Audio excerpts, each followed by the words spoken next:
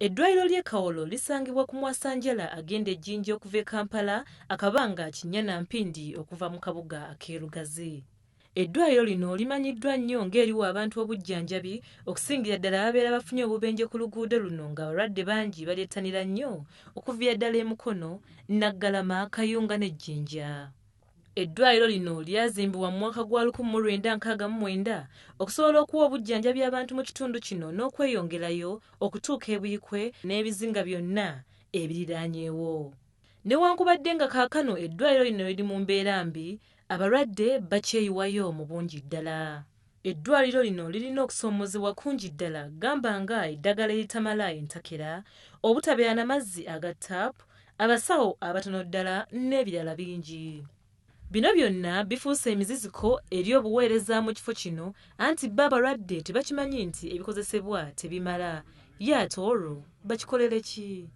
Okusinziira ku akulira emirimu wano Dr. Joshua Kiberu, eddagala eribaweebwa nga lirina okumalawo emyezi 3 limalawo ebbanga lya ssabbiiti 2 zokka olw'omuwendo gw'abalwadde be balina okukolako. Eddagala tulijja ku National Medical Stores buli myezi 2 tupulesinga order ne batuweereza eddagala.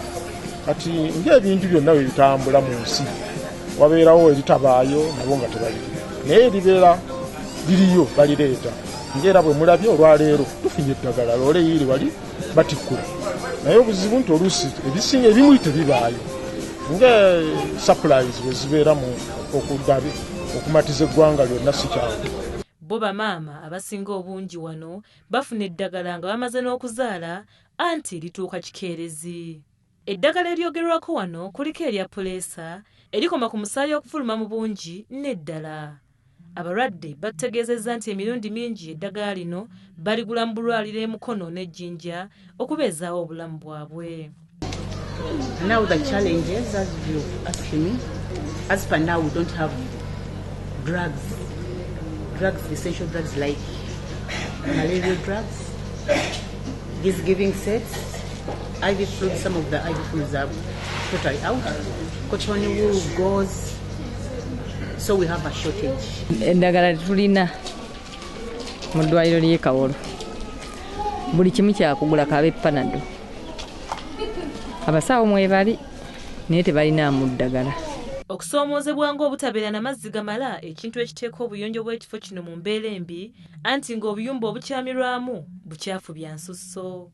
Kabuyonjo eziri ku wards twaziggala olw'okuba zaali zikozesa mazzi. Kati olw'okuba nti amazzi tegaliiwo oba tegamala galiwo matono, okuziggala ezo okuzirabirira kuzibu ne tuzimba ze bayita lined pit latrine ezijjula n'onuunamu, so kati ze tukozesa.